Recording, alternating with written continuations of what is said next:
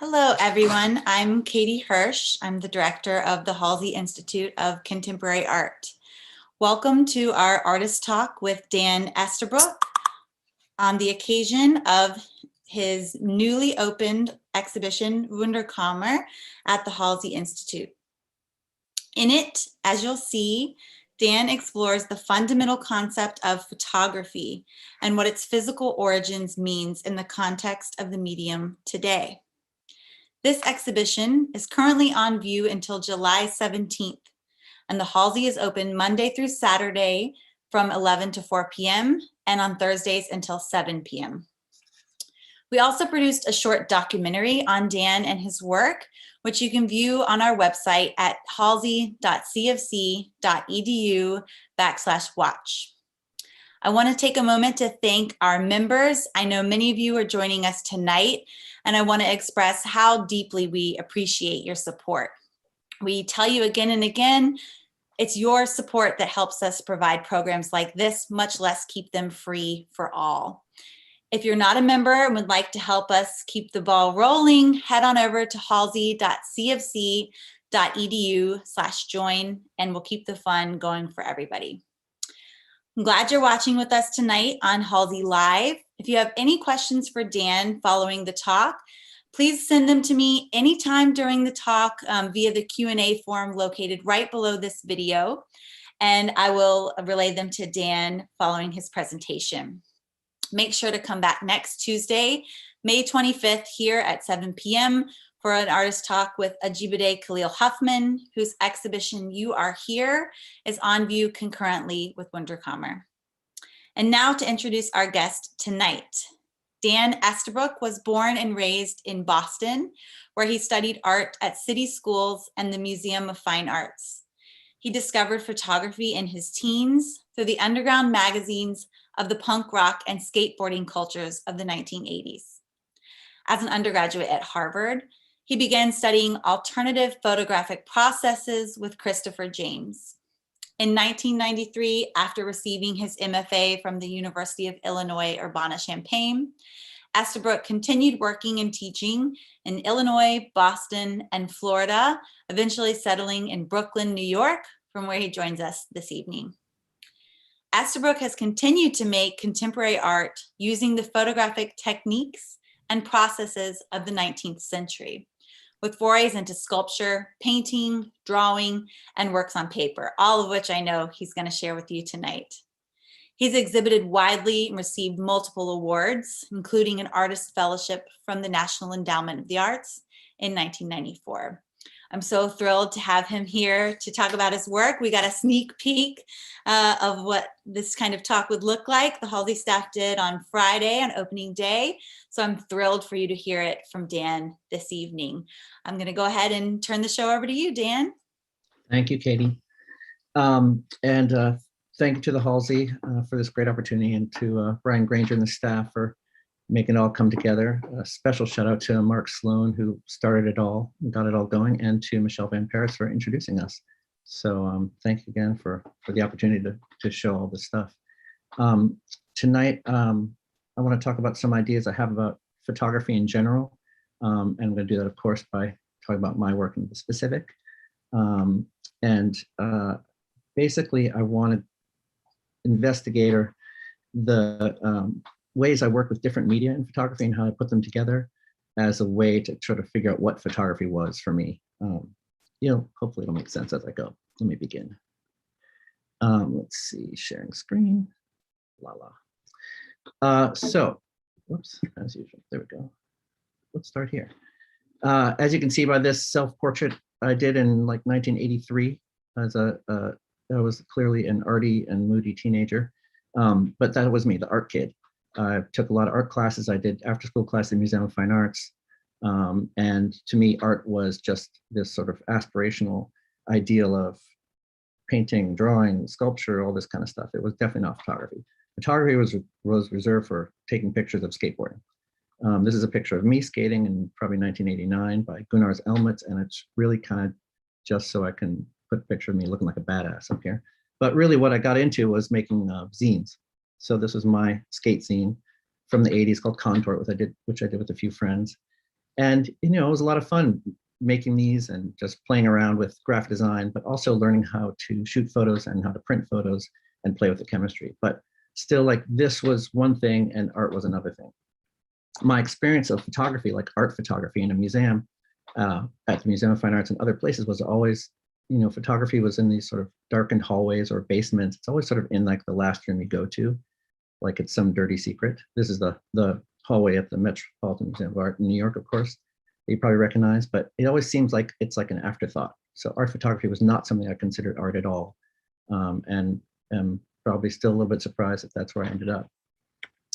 In college, though, I did fall into a photography class with Christopher James, as Katie mentioned, and he is a big teacher and proponent for alternate process photos, basically using 19th century printing processes, handmade things, alternate printing processes, they call it, to build photographs by hand. And I really fell in love because it sort of mixed my love of handwork and painting and drawing with learning about what photography was.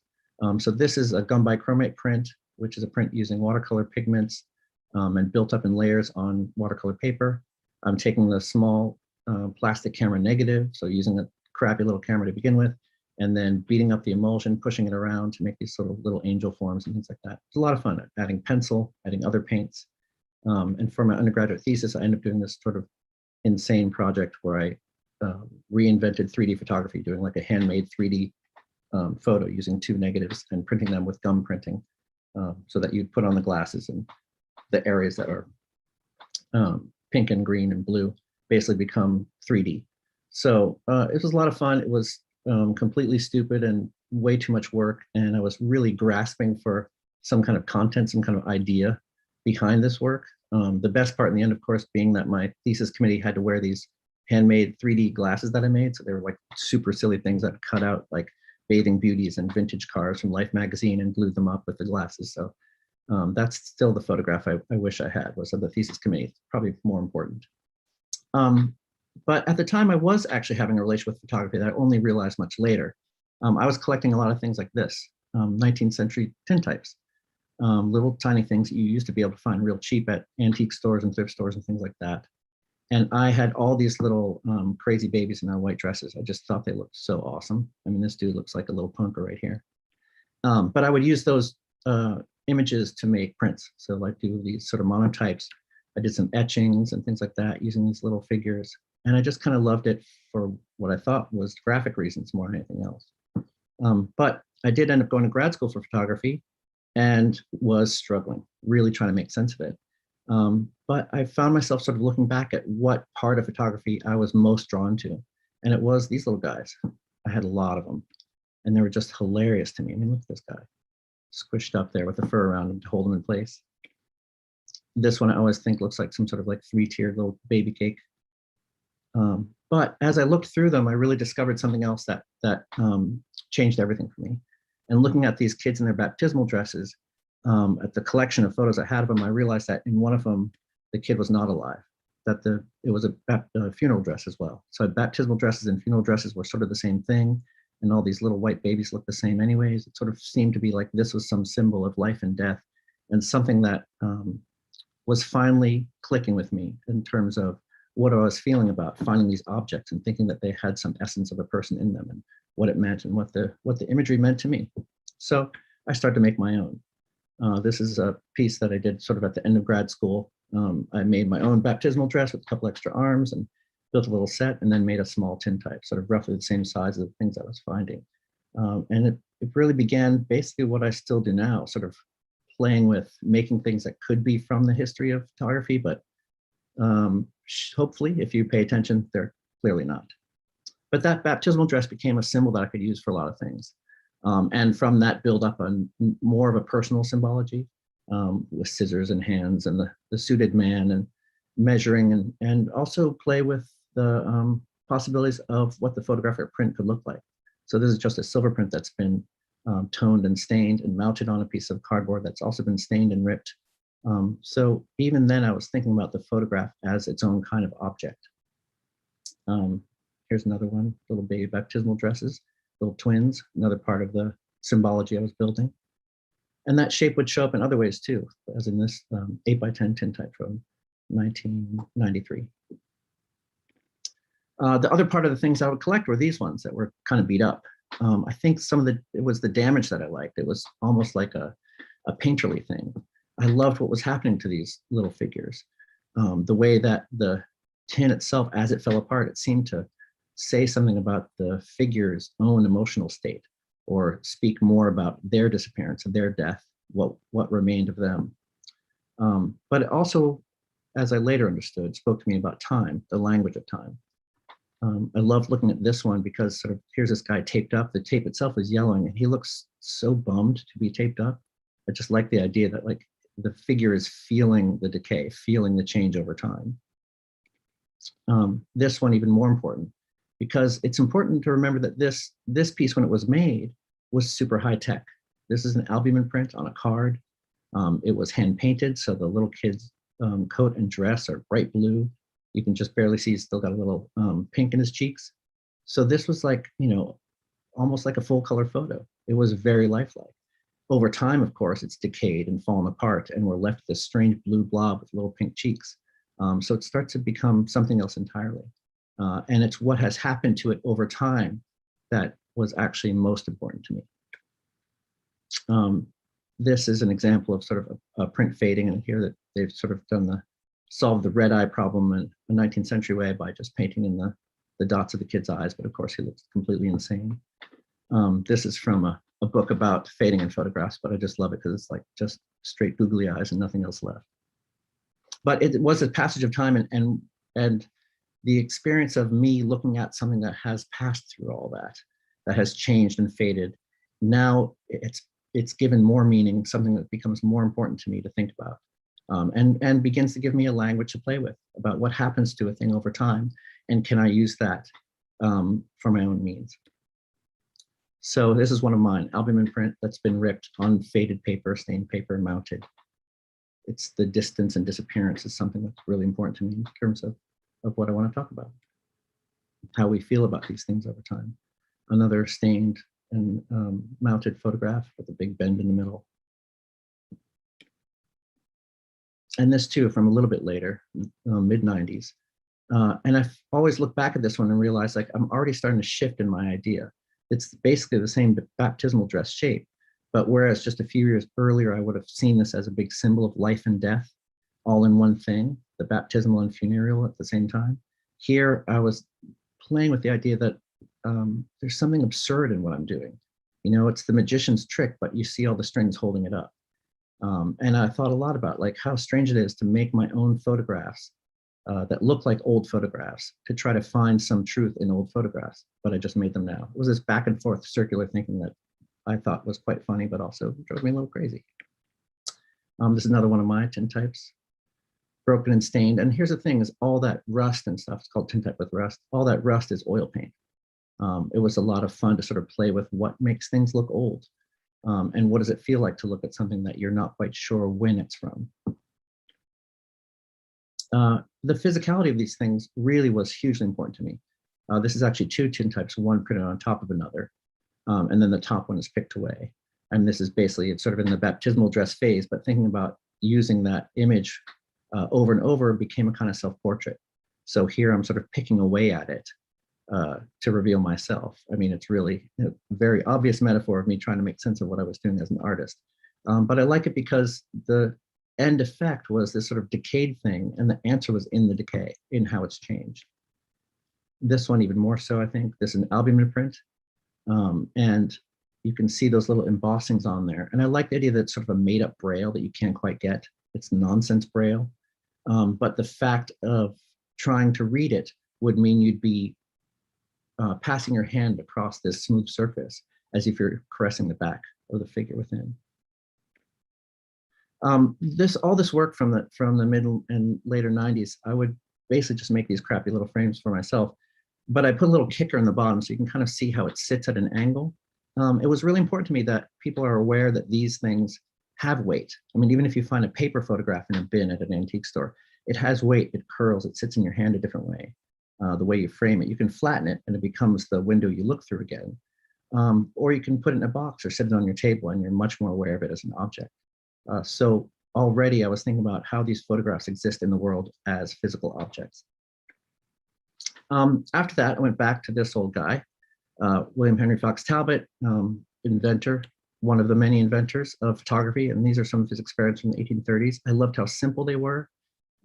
They're really just, leaves and things pressed on silver and salted paper to make his images. I loved how painterly they were.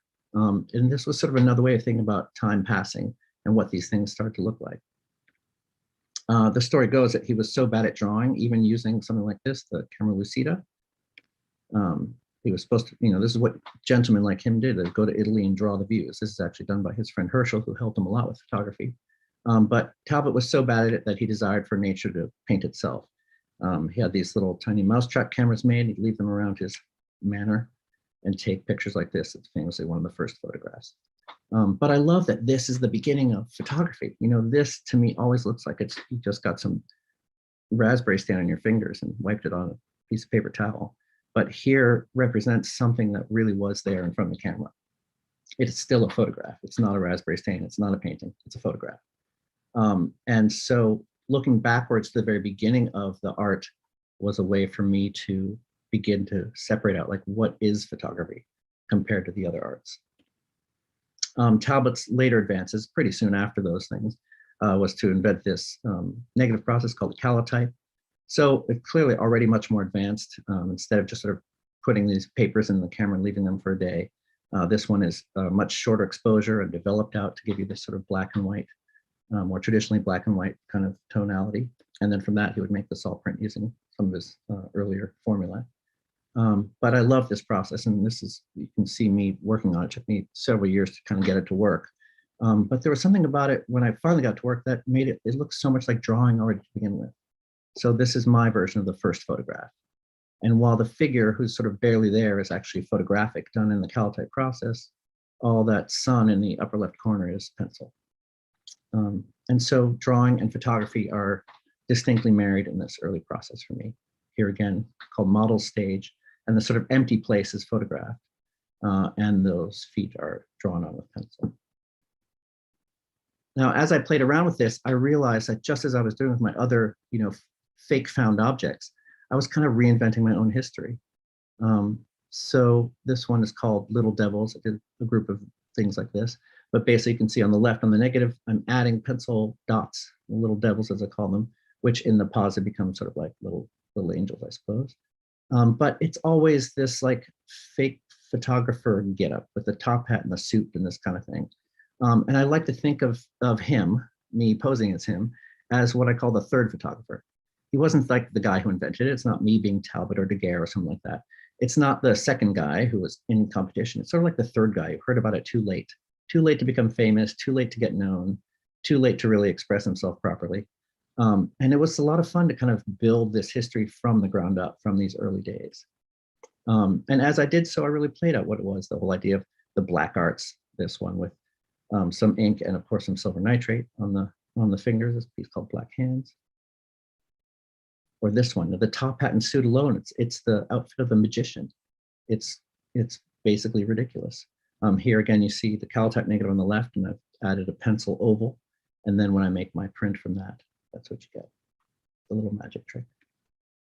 I like that drawing was beginning to add emotional content in a way to the photograph. And so you can see here again, the photograph is there of the figure and the hand coming in, just like in those early photographs of the baptismal dresses. But the drawing is this veil that begins to obscure but doesn't completely obscure. And so drawing now was an agent of emotion, an agent of the irrational against the machine, against the rational world that was trying to be captured by the camera. I didn't always do those little pairs. I started to try to combine them here. So you can see what I've done is I've drawn that little rope on the negative and then made this print where the braid turns into the rope there. In some cases, I just play with it directly. So this left negative is not a calotype, it's actually just a drawing. So what I've done is anywhere I see a highlight in the rope, I draw a little dark mark. And this took forever and was, again, a completely ridiculous thing to do. But I like that ends up printing to look pretty realistic. So here I am putting in direct opposition drawing and photography as a way to begin to understand it. Now, how do we understand drawing versus photography? Here's a good example. I mean, sex and death will always show us the limits of how we understand things. But on the left, of course, a photograph of a nude, you can't put this on your Instagram or they'll ban you. A drawing, you could get away with it. So, of course, this is one very large company's codified decision, but it's the same idea. I mean, it's fine for us to wander around looking at drawings of naked ladies, but to wander around looking at the photographs of naked ladies and, you know, people have things to say about it. It's even more so with a dead body. You know, we're used to this very famous painting, no problem. But to see a photograph of it, it's a little bit different. You know, we can't really look at that kind of stuff. Drawing and photography for me being put together was a way to play with that tension, to play with that balance between what you can look at and what you can't. So I would draw things like this figure here and then add it directly to the photograph. And what was funny to me is how the small photograph, I mean, if it's just barely there, you can just barely see my third photographer there in the Calotype negative. But there's still an interaction between the two that becomes sort of a third thing. I went a little bit further with this, thinking about color and painting as the next avenue for understanding a way to combine emotional content with machine content, as it were, from a series called At Sea. This one's called Bleed. Just a simple little color ad, but to think about pushing that difference. And this one called Message in a Bottle. And here, this is very much like that little boy in the blue dress and pink cheeks. The idea to me was my third photographer might have shot this and thinking, well, you know, I need to show this floating bottle, but you'll never really notice the string holding it up. You'll never really notice the hand holding the bottle, you know, but perhaps over time, all of that has faded and revealed the photographer's true nature, true intentions. Here, I'm sort of juxtaposing even more directly the painting on one part and the photograph on another, a piece called The Big Hand. And here from a piece that I've actually included in the show at the Halsey called A Head of Venus.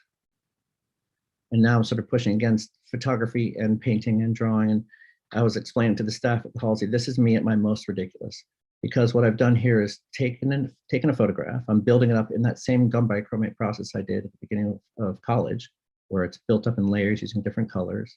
And then I'm drawing on that and adding painting, and it's the drawing and painting are from a sculpture. It's like trying to squeeze all of art into one piece, or all the different versions of art, and maybe just as a way to sort of justify what I'm doing.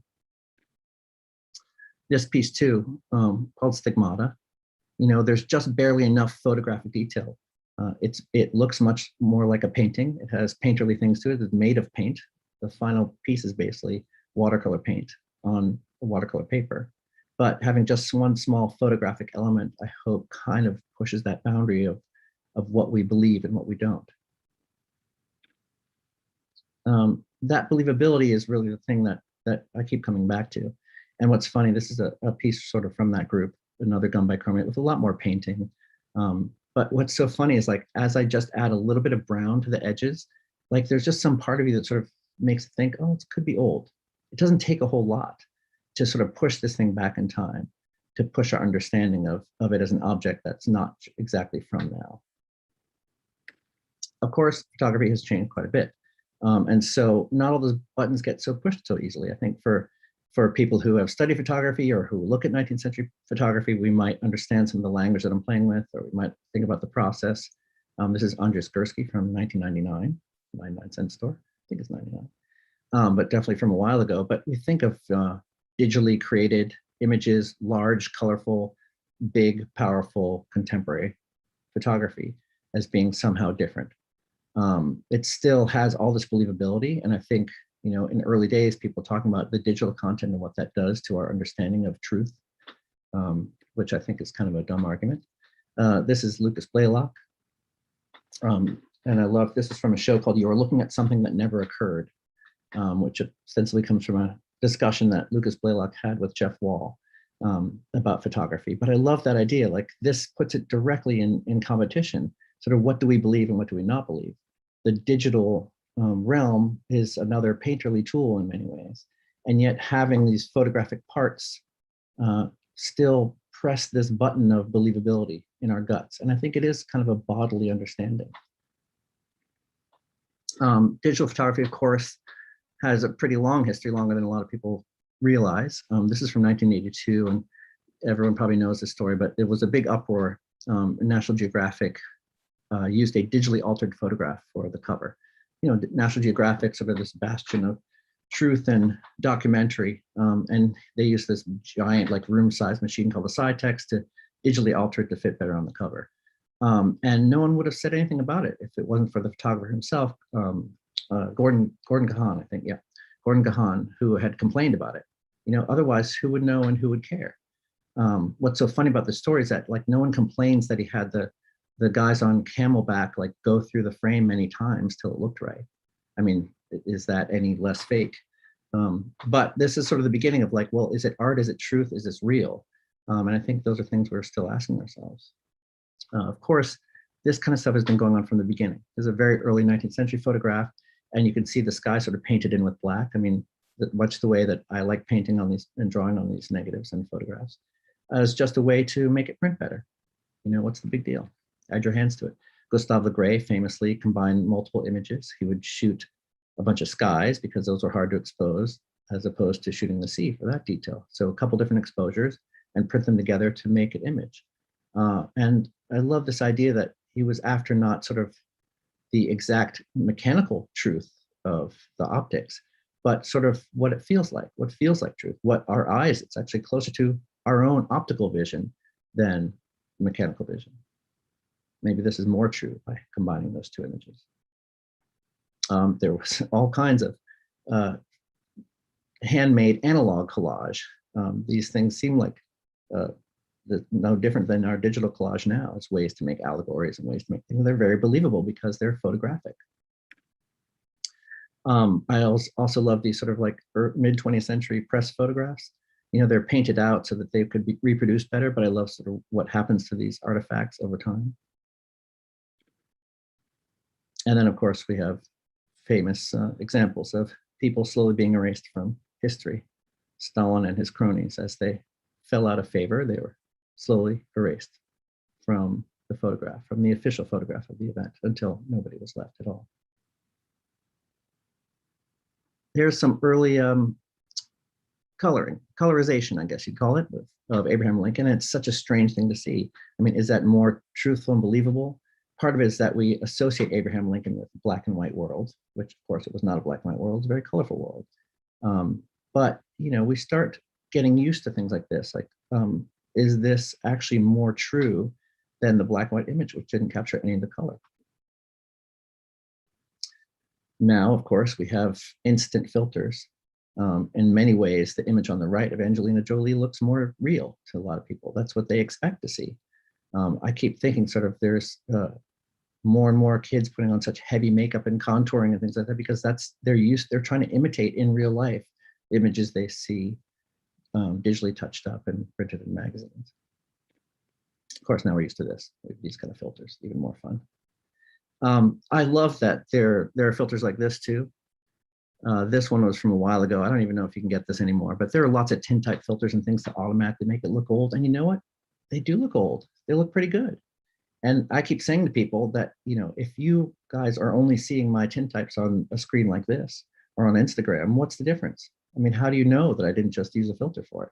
There really is no difference at all.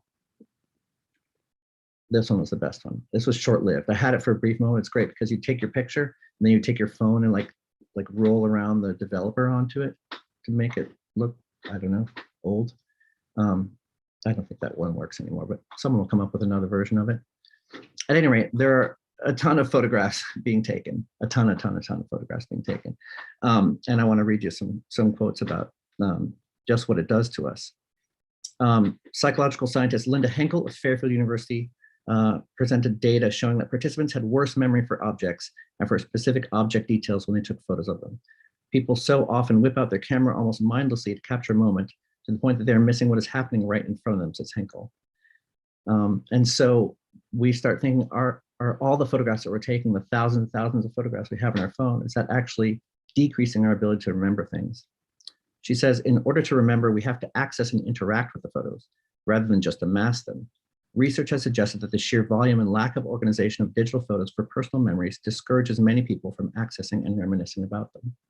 And so now there is something changing with digital photography. It does take away one part of the photographic act, which is it's linked to memory, and it's linked to rememory in some ways. We still use photographs for truth, though. We still believe them, and this is part of the believability. You know, as much as someone might want to say differently and speak quite loudly about it, we use these photographs to prove what really happened. What's amazing is how often we sort of just take a picture like, look, I was here, I went to this restaurant, here's what I ate. What's great is that this image I took for this version of this lecture a few years ago, and it's 17 million posts. This is today, 30 million posts. That's, I think, in just 3 years. 30 million posts of brunch, and that's a lot of brunch. So believability is really where I'm sort of drawing the line. What's the difference between drawing and painting and photography? But we're going to start slipping with that too. And I wonder if there is going to be a time when we just don't believe it. These are all images of sort of fake famous people made by machine learning process. And you know, these examples I think are chosen partly to show where they fall. I mean, look at the guy in the middle. Look at how weird his head gets. And you can kind of recognize people you think you know in these, but machine learning, again, this image was also from a couple years ago. I'm sure it's way better now. We talk about deep fakes and all this kind of stuff. We are starting to lose our sense of believability with photography. And so it's something to think about, like the movie Gravity, which I always sort of used as sort of a marker of things changing, because it was very believable to watch. It seemed very real, but it's 80% CGI. And someone asked the question, so does that make it an animated film? Is Gravity an animated film? I mean, maybe. I think a lot about the future and what that means, what will change for photography and our understanding of it. But I think I have at least one of the answers. This is, of course, a book from the 60s, I think, talking about the future and what the future will look like in the year 2000 and beyond, which is, of course, so frighteningly exactly the way we live right now on Mars. But, you know, we always get the future wrong is basically the idea. Here's some 19th century versions of what the year 2000 would look like. We never got our flying firemen, and I definitely feel gypped. This is a piece by Mariko Mori, also from the 90s. And her work was like decidedly futuristic. That's what her whole thing was. She had a lot of money to spend on it. She built spaceships. She did 3D videos and pop songs. It was all about sort of like diving into sort of what the future would look like. And what's great is this, it looks so old fashioned while still looking like the quote unquote future. It's futuristic. Like futuristic is really just a style. It has nothing to do with what's to come. It has nothing to do with understanding the future, actually. This is the zip drive that when I was learning Photoshop, I think Photoshop 2.0, like this was such an advance to be able to put like a couple meg on a disk. You would be hard pressed to find one of these, and you would probably hardly ever get to connect to your computer, and you don't need it. It's gone. So that future tech is gone. What's more is your future tech, your actual tech right now could be gone too. I love this picture of somebody's melted keyboard. Like these things are objects. They do not last, and they do not last very long at all, in fact. Before we think that the whole world is just going to be NFTs and the art world is dead and the object's dead, think about this from a few years ago of a guy who lost his computer with all his Bitcoin on it, supposedly. He had his key there and they had millions of dollars of Bitcoin, and he couldn't get it out of the dump as much as he tried. So we're still tied to physical things as long as we have a physical body.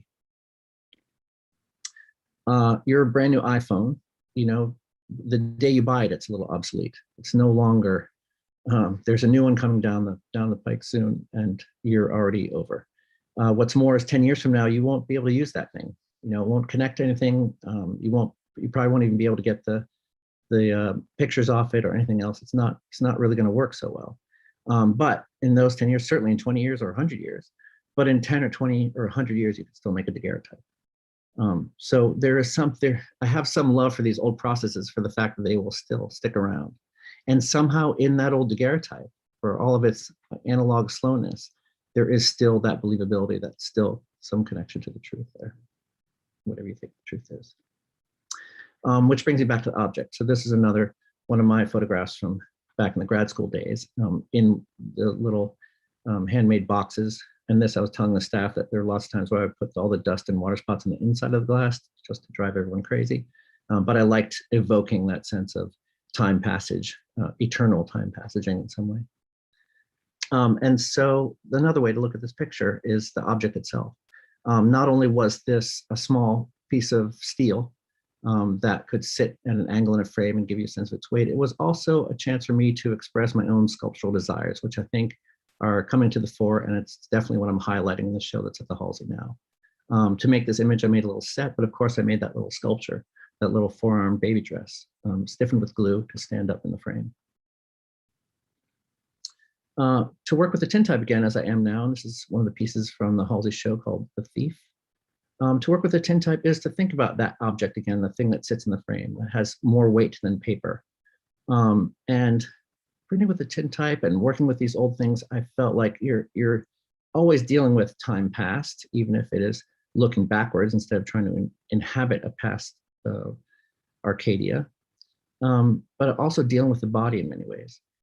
This object really holds a lot of actual weight. And so to cut into it was kind of an interesting act for me, and had a lot to do with thinking about the body and thinking about aging and being a parent and all those wonderful things. But I love what happens to the sort of sacred space of this 19th century process as you cut into it and change it around. This piece is called Killing a Rabbit. And here, what I've done, as I have with many of the objects in the show, basically cut out separate things and puzzled them together. So it's kind of like a collage, except you can probably just barely see around the edges of the knives. I've traced around there, cut open the space within the background tintype and fit them in like puzzle pieces. So this odd space is built, but I want you to be able to see it, especially when you see the pieces in person. I maintain that I still want to make images and photographs that are interesting enough to look at in person. That interesting enough to look at on Instagram or something small, but I really want something else to happen when you see them in person. In other words, where you see my own hand cutting open these things and piecing them together. You can also notice that little cut at the bottom left, I hope. This piece called The Mirror, and the center piece that's inset is silver-plated copper. And then just inside are two 1869 nickels, or actually 3-cent nickels. And of course, as you walk up to it, your own reflection will be in that silver. And those 2 coins will sit directly on your eyes. This was sort of a big piece that I had tried for a couple of years in different ways, and then finally got it to work a few years ago.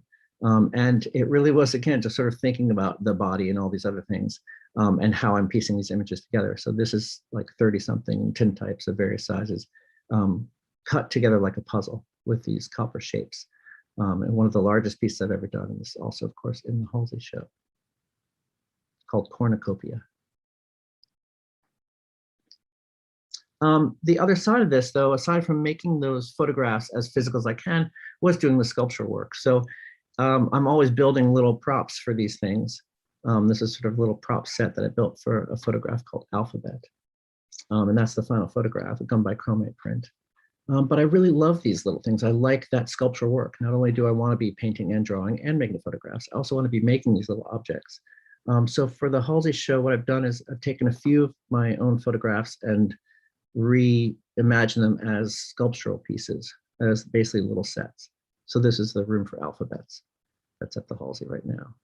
And I'd sort of like what happened once I took it away from the photograph itself. It no longer has its X's and O's, but it did seem to grow some grass and become a different little space.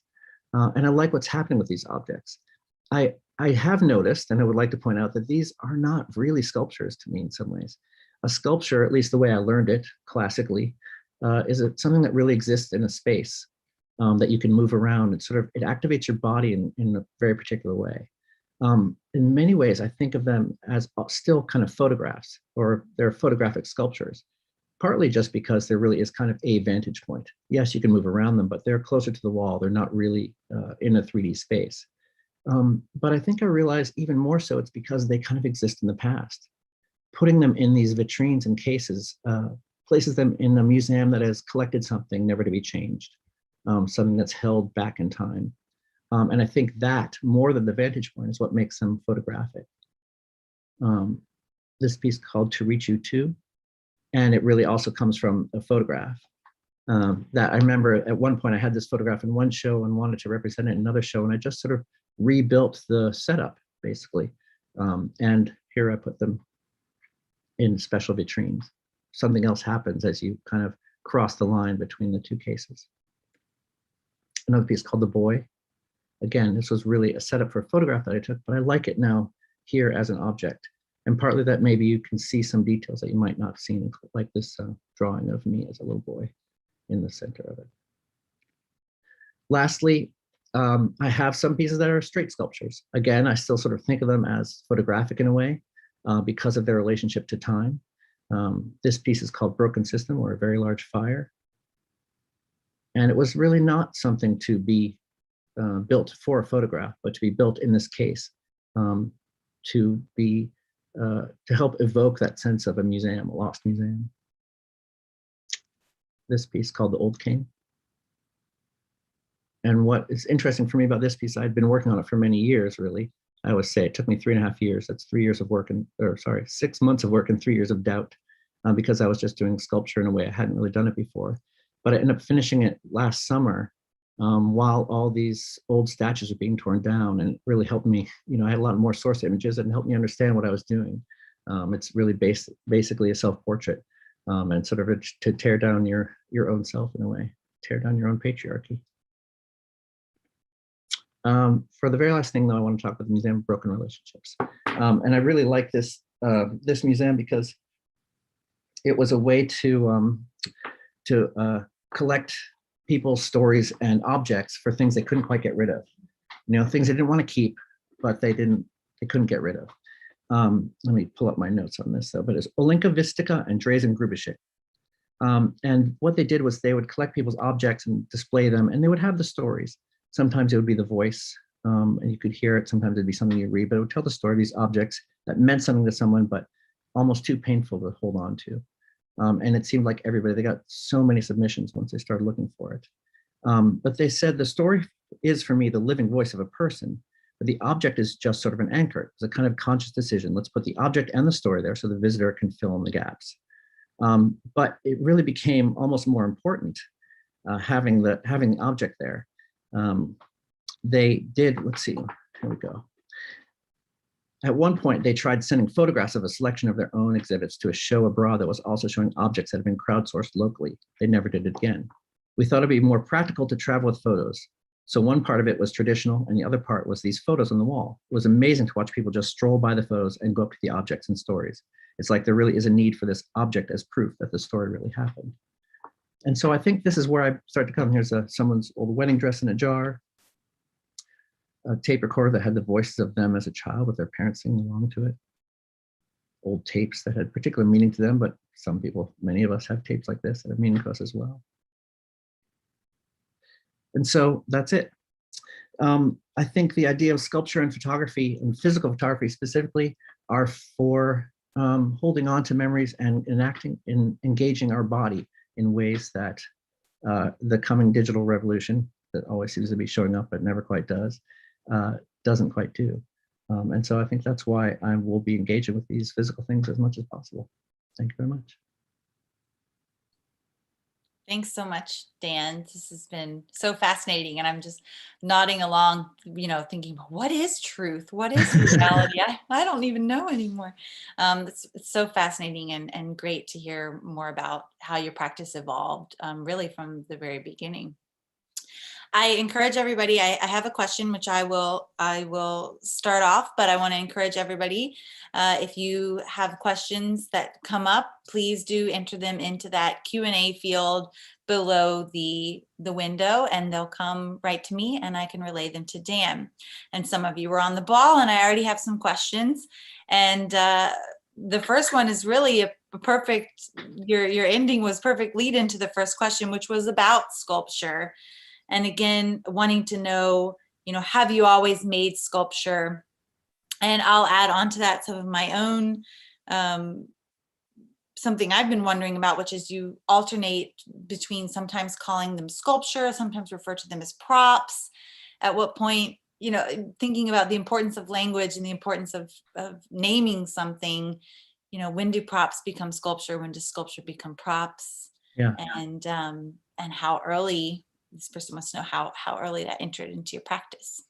Well, I was, you know, again, I had that sort of classical art upbringing. So it was after school classes, 3 days a week at the Museum of Fine Arts.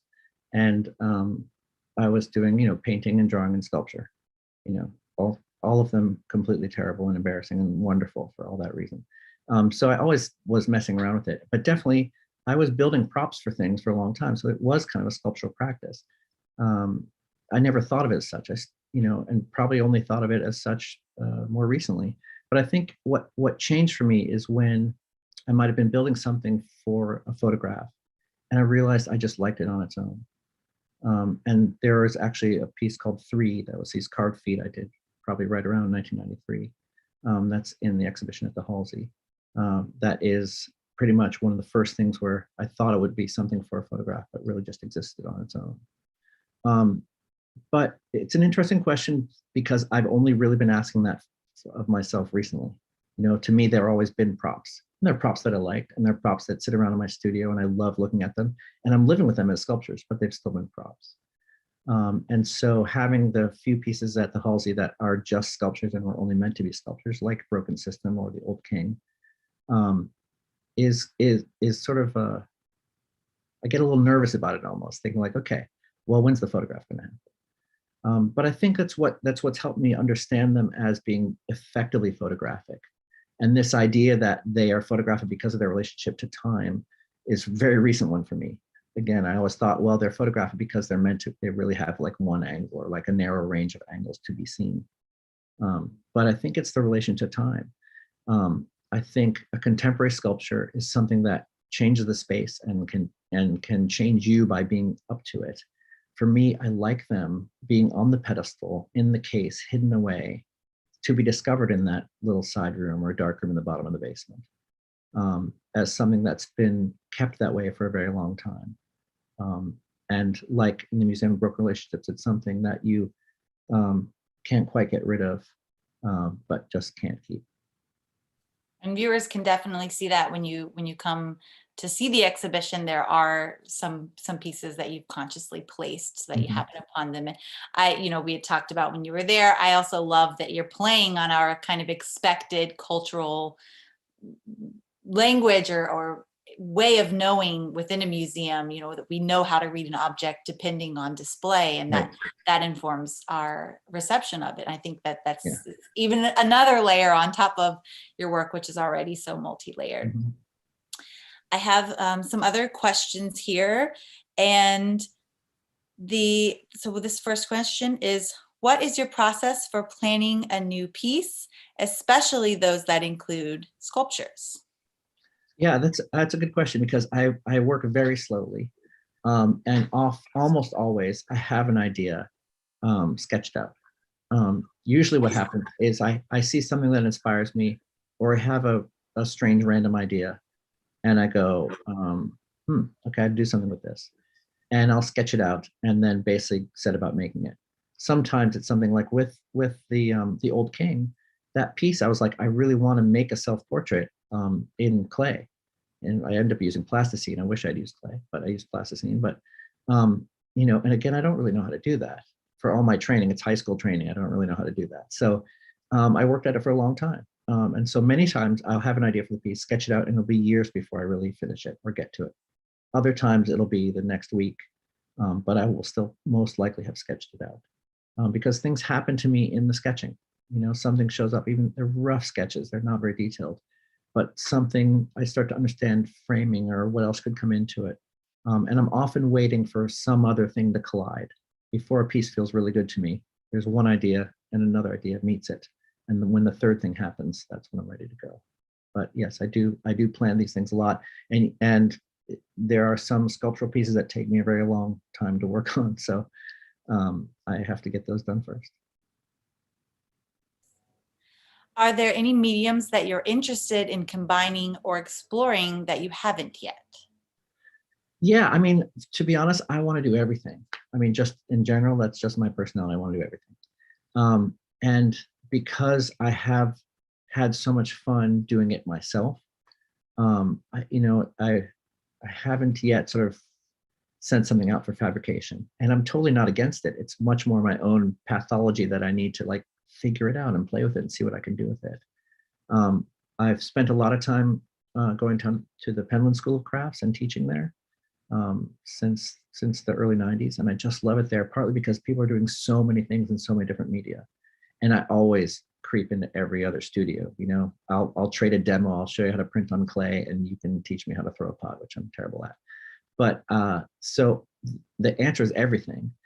There was a piece that I really want to do for the show, and it never quite worked out, but I still want to get to it. That's been blown glass. And I've done a little bit of glass blowing, and I'm terrible at it. For that, I think I really will build sort of what needs to be built and let a professional do it. But I'll be there and I'll do my best and see what I can do with it. So the next thing may actually be glass. Well, I know we'll be looking forward to seeing what you do. And that's the next question actually, is somebody wants to know, what are you working on now? Well, it's like, everybody had their own different kind of time in the pandemic, and I was out of the studio. Like, this show was actually supposed to happen a year ago, and things shut down just before I was like in that last month panic mode. Let's get everything done. And suddenly, not only was the world shut down, but so was my studio. And it's been under construction for many years, and it was sort of like workable for a bit, but it really kind of had to be finished. And so I was away from it for a while, which allowed me to kind of rework and rethink and figure out how to do the old king sculpture, which I wasn't even sure I'd finish for the show. So now I have kind of a backlog of things I want to do. One of the things I started doing in last year was making really bad skulls, as I call them, out of paper clay. They're just really terrible skulls. They're just shitty. And I kind of love them. And I just want to keep making more of those. And I'm going to probably shoot my like very traditional looking tintypes with elegant backdrops of all these shitty skulls. And there's just sort of a way where the photograph will finish that sculpture. Like, they're meant to be looked at and sort of laughed at a little bit. Beyond that, I've been doing tintype for long enough, and I'm eager to try some new things. I had this wonderful student. I call him a student. He's an older man and a total genius, former obstetrician, I believe. And he says he's the amateur chemist, but he knows more about chemistry than most people I know. And he's sort of invented a process he was working on in one of my classes that we dubbed the Vitatype, where he uses things you can buy at the vitamin store to make a completely non-toxic printing process. So I really want to mess around with that and see what I can do with that process. So I'm always often balancing things that I do just for fun. And I've taught myself that just is actually an important word for me. It means I'm actually onto something interesting new. And then technical experiments. And I sort of try to juggle a few things until I have a fire under me, whether it's for a show or a group of images I really want to finish. But I will be looking for another deadline probably to getting that stuff done. Always a very efficient motivator. Oh, yeah. Nice.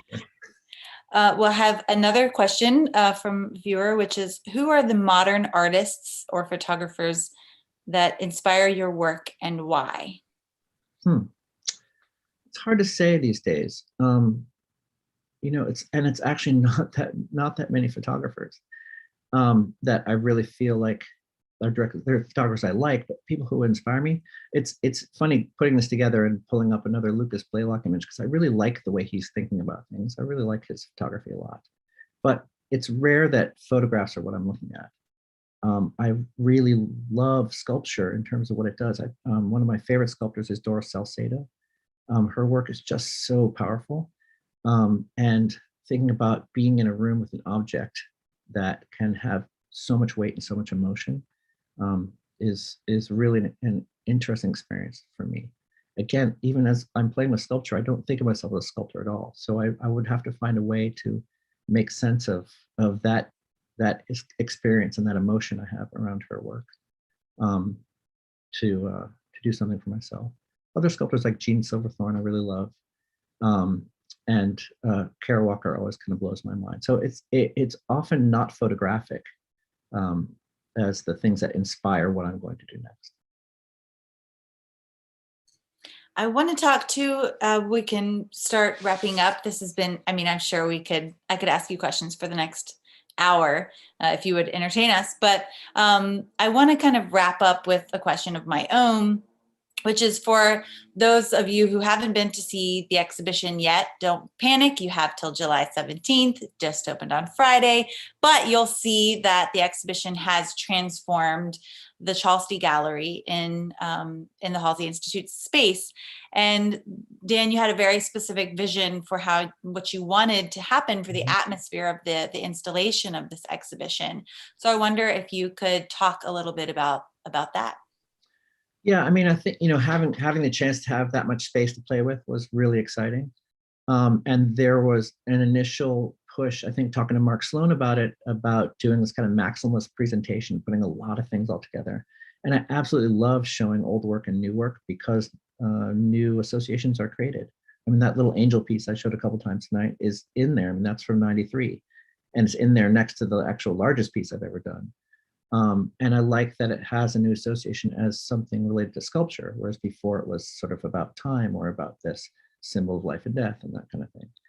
But as the show started to come together, I was, especially as I was envisioning all these things in the little vitrines and little cases, I kept thinking about sort of the experience of an old museum somewhere, like a little private museum or natural history museum, and what that would feel like. And there are always these sort of like hushed and quieter spaces. So the first thing I suggested doing was painting the walls darker color to sort of bring the whole light level down, and only paint them up to 10 feet. The walls at the Halsey are 13 and a half, I believe. And so painting up to 10 feet, it sort of changed the shape of the room. It makes it seem a little bit smaller, a little bit different. And then things are more spotlit so that you walk around to these very old-timey museum exhibit kind of vibe. But I think it's a way to again, place everything in the past or some kind of questionable imaginary past. Well, I said it was the last question, but we just got a lot of questions under the gun. So if you'd like to entertain a few more, then I can go ahead and read some of them. So good job, guys. I'm a sucker for making sure we include them. So I'll include as many as we can, but I will go ahead and stop taking questions now at this time and just get through what we've received. A lot of curiosity about your work. So let's see. When you include, I'm reading this just live now. When you include an object in a piece, is there a difference between creating a new one that looks old or seeking out an old found one? It seems like both can be effective depending on the concept or intention. It's true. And I think a lot of times I would find old things. It's that way. We're still playing with this idea about you find an old photograph somewhere. But if you know it's fake, it's just not the same feeling. So I as much as I'm sort of mocking, the game of making something look old with a little brown edge or this little ripped corner, it's still important to me that string is pulled in the gut right away, that you get that sense. So things have to pass a certain test for me when I find them and when I use them.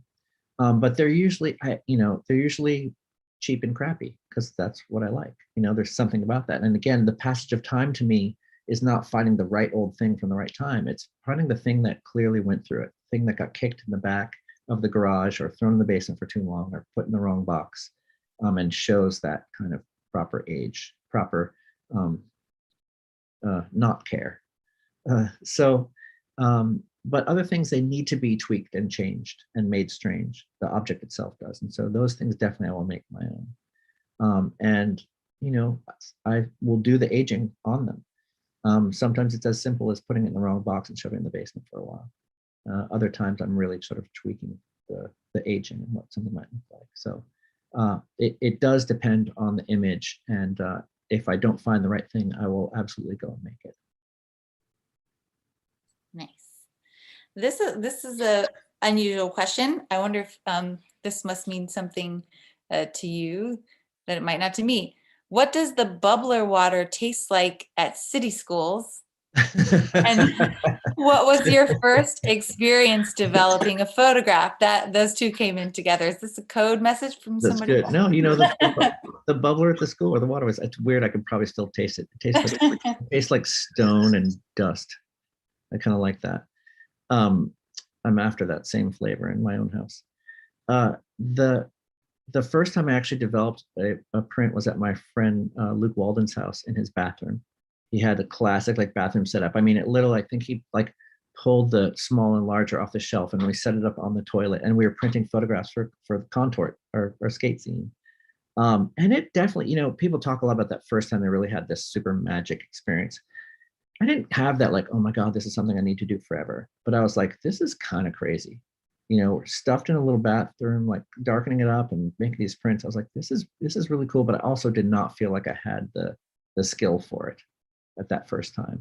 And I think that as I slowly did learn, like, I mean, I was never good at making a very clean and very good print. And I think part of the way I work and part of the way I found myself to aging things and broken things is because all my prints look pretty fucked up and aged and dusty to begin with. I did not want to spot anything. I didn't want to do that. I was like, I'm going to make this a feature and not a bug. And the rest is my history. We've got one final question. This viewer really is moved by your commentary and fascinated by your work, in particular your dedication to the physical process that you use. And they are a non-practicing photographer who's feeling very inspired now and wants to know how they might find out about workshops you might do in the future. Yeah, you know what I have to do is actually update my website. That's something I have not done in ages. And again, it's my neglect. Like when it comes to art making, I'm totally not a neo-Luddite. I've been super tech. Like I said, I learned Photoshop 2.0. I was still the one for many years, the person that people would call to fix their computers. But I do have this problem with spending any more time thinking about art or making art in the same place that I do my email and my taxes. And so digital things like the website definitely get neglected. I am looking forward to things kind of opening up more now. And I'm hoping to get back down to Penland where I like to teach as often as possible. I've taught maybe 15 classes there or something like that over the years. And that's sort of one of my go-to places. I don't teach that many other workshops these days. I've gotten less interested in just teaching the process, partly because there's so many places where you can do that. And I'd rather teach classes where we can talk about it. So whenever I would teach a class in the last 5 years or so, I would make sure that there was a heavy component of discussing the work, like why do this stuff? Any of it. Why do any of it? That's the stuff that I really want to get to. And yeah, we get into the details, but it's those big questions about photography and why to do it. Those are the things that I care about the most. So I will promise to update my website for future things, but there's nothing happening right in the near future. Just more work finally. Well, we've got so much to look forward to: updating the website, the skulls. What else? So much on the horizon. Yep. Well, thank you so much for joining us tonight and talking about your work, talking about the exhibition. I think this provides a really solid footing for people who wanted to learn more about your work in general and for visiting the exhibition at the Halsey Institute. So thank you so much for taking the time tonight to join us, Dan. Thank you, Katie, and thanks to everybody who's been watching and asking questions. I really appreciate it. Yes, thanks everybody. And if we didn't get to your question, if I cut you off at the end, then I'm sure we can relay them to Dan and email me. I'll be in touch. My email, I think, is still on the website. So danestabrook.com. Email me. I'm happy to talk about it. And we're also happy at the staff, at the Halsey, of course, to talk to any of you who have questions when you visit the exhibition. Please don't feel shy to ask our friendly staff at the front desk about anything, and they're happy to share their knowledge with you. So thanks again. And do make plans. Again, the exhibition closes July 17th. So you've got time. Mark a date on your calendar. Come by and see us. And before we leave, I'd also like to take this time to remind viewers that the Halsey is entering our final week of our annual May Giving campaign. So be sure to follow our social media, stay tuned to our newsletters to learn about how your support makes the Halsey world go round, and some fun giveaways and incentives that come along with giving during this month. So thank you again for your support, and we'll look forward to seeing you in the galleries. Don't forget your last card that you want to put up there, Katie. Oh, my last card. Yes. Thank you.